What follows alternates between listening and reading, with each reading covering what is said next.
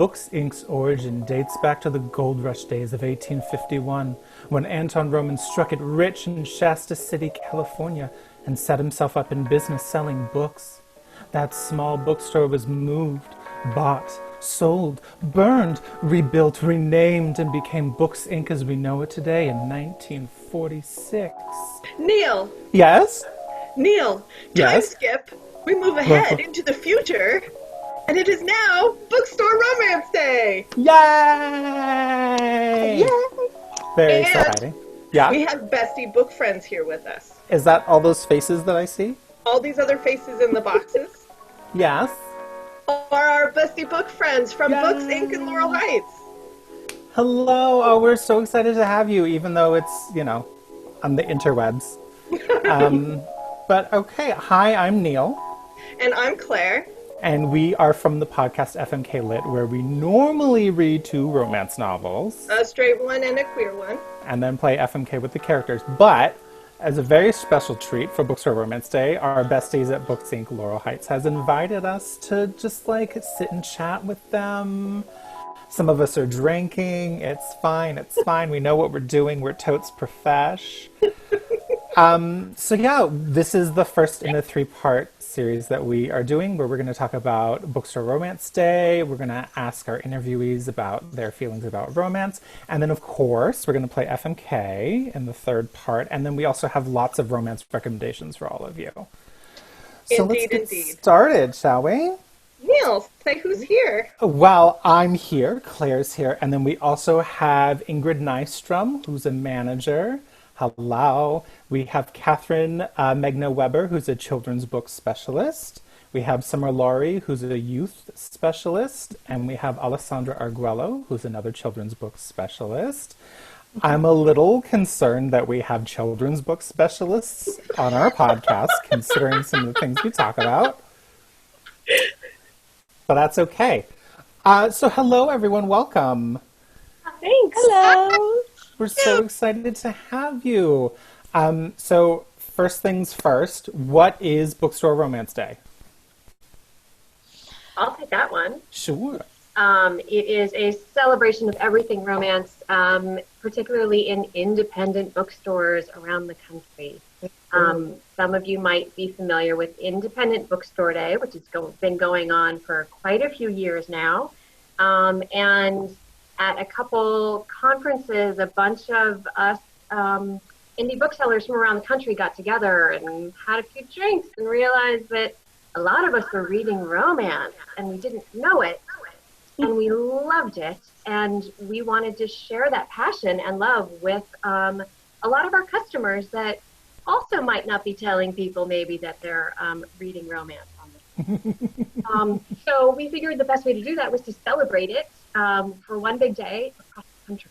So last year, 2019, was our very first annual Bookstore Romance Day, and this is our second, and it's going strong, and we're loving it. Great. Yeah, on this podcast, we're all about guilty pleasures are not guilty pleasures. They are self-care pleasures.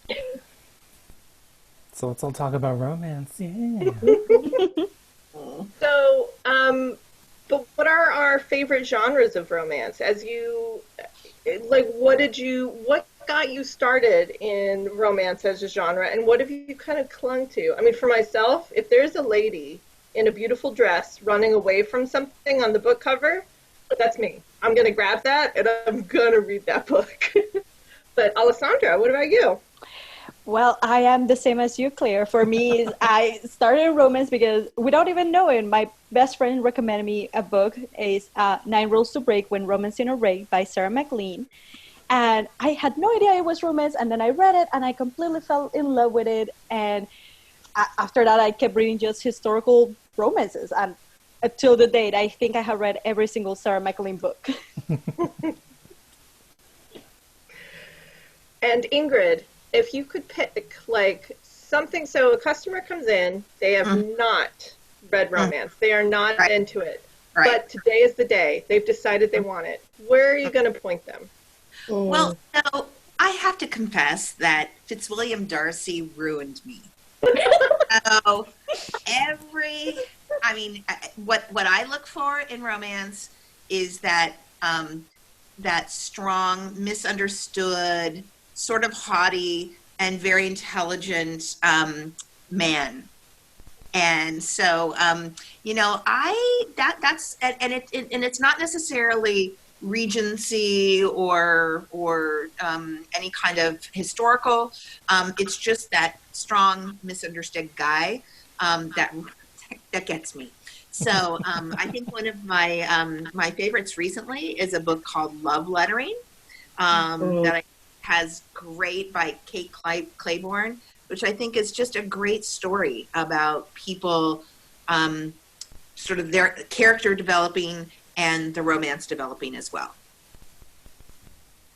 So that's where I would start. Oh, so good. So good. Yeah. Catherine, what about you? Do you have like an entree into the romance genre that you would pull people towards? Yeah. So I got started in romance when I was about 15. I had a subscription to 17 magazine. And somehow in the back of the magazine, there was a thing you could fill out for Harlequin Romance. And you could get like a subscription and like a box sent to you. And so somehow, unbeknownst to my mother, I did that. And I got a whole box of these really trashy early 90s, like, you know, like one woman was frigid because she was in a house fire. And that made her never want to have relations ever again. So they weren't great. And that honestly really colored my opinion of romance for years, decades. And then I ended up marrying a woman who was obsessed with romance. And she slowly pulled me back in with these great historical. I'm all about the historical romance. It's just my favorite thing. It's just pure escape for me. So I usually point people towards like a Tessa Dare or Sarah McLean, something that's approachable and accessible and really well written. Excellent, excellent. And I feel like, I mean, a lot of romance gets the bodice ripper sort of. We call it a bodice ripper because we live so much in the historical and in the heaving bosoms and the thrusting of things. But I think, Summer, is there so many people, I think, that kind of is what turns them off of romance because they don't want to like be on the train reading a book with the sexy woman on the cover running away from something. This is why I listen to my romance on audio. No one has to know what you're listening to. It's fantastic. And I think that's also a nature of the marketing, of the covers. I mean, they're called bodice rippers because that's what we would see on the covers all the time, right? That's sort of what was out there. And I think that it's so encouraging, and it just makes me happy to see this whole new line of kind of trade marketing covers that look like just about every other, you know, adult fiction cover out there. And sometimes it's even hard to sort of draw the line a little between adult fiction and contemporary romance. So I think that customers are getting savvy, publishers are seeing that as well, and they're able to sort of expand out of that ripper. But I do have to say that my entree was sort of a little backdoorish, simply because I got into these books because they're written by my my high school English teacher. So of course she's writing a book. I've got to buy it, right? I've got to buy everything she's ever written. And lo and behold, I'm tearing through historical romance, which I'd never thought that I would before. So I think sometimes I think you get to fall into this romance passion without knowing it. And that's kind of when it sneaks up on you and you've read something you didn't know and someone has to tell you, oh, by the way, that's romance. Come, welcome. There's a lot more where that came from. So she taught you about English and she taught you about love. Indeed. Romeo and Juliet with Kate Moore. There was nothing like it. Good. And that was probably my first romance, right? It was Romeo and Juliet. Yeah. Not so much a happily ever after, but... Yeah, my English teacher was like, this is not a romance. Shakespeare doesn't want you to fall in love with them. They're dumb kids. Oh, wow. So that was my English teacher. Well, mine was Much Ado About Nothing. So you get like, and it's a classic trope. It's two people who hate each other, and everybody's like, well, actually, let's play a trick on them. will just say that they love each other to the other person, and then they'll fall in love, and it happens. They're like, do you like me? No. Do you like me? No. But I think I do, actually. I love it. But I think we're going to talk a little bit more about romance, how we discover it, how to get other people into it, and sort of the other sort of fun things about romance in our next segment.